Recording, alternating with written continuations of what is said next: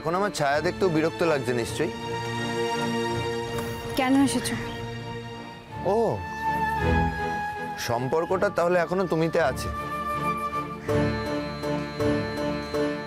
আমার না এখন অনেক কাজ আছে, আমার সময় নেই।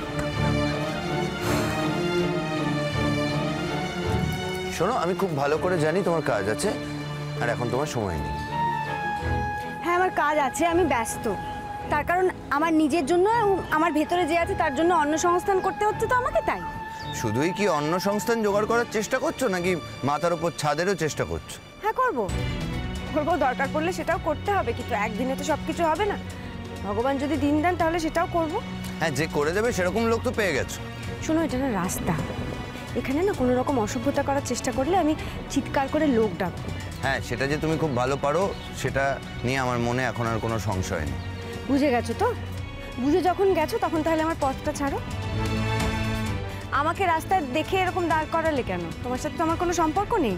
তোমার সাথে আমার আর কোনো সম্পর্ক নেই কঙ্কাবতী, আর তোমার সাথে আমার কোনো সম্পর্ক থাকার কথাও নয়। কিন্তু হ্যাঁ, তোমার শরীরের মধ্যে যে বড় হচ্ছে তার সাথে আমার সম্পর্ক আছে। না, নেই। ওর সাথেও তোমার কোনো সম্পর্ক নেই। যে বাচ্চাকে নিয়ে তুমি প্রথমে সন্দেহ করেছো তার সঙ্গে তোমার কোনো সম্পর্ক কোনোদিন থাকবে না। না না, সব কিছুতে শেষ কথা তুমি বলবে এরকম তো হতে পারে না। হ্যাঁ, আমার বাচ্চার ব্যাপারে শেষ কথা আমি বলবো। এই শোনো, বাচ্চাটা শুধু তোমার নয়, বাচ্চাটা আমারও। কথা বলার সময় সেটা খেয়াল রেখো। আমি যদি তোমাকে না বলতাম বাচ্চাটা তোমার, তুমি কি করে দাবি করতে আসতে গো? হ্যাঁ, সে তো বটেই।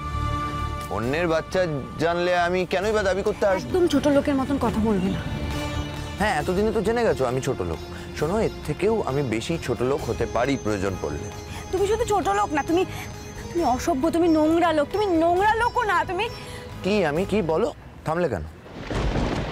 আগের দিন রনিকে দেখার পর থেকেই মনে হচ্ছে সমুদ্রের উপর আমি কোনো ভুল করে ফেলছি না তো।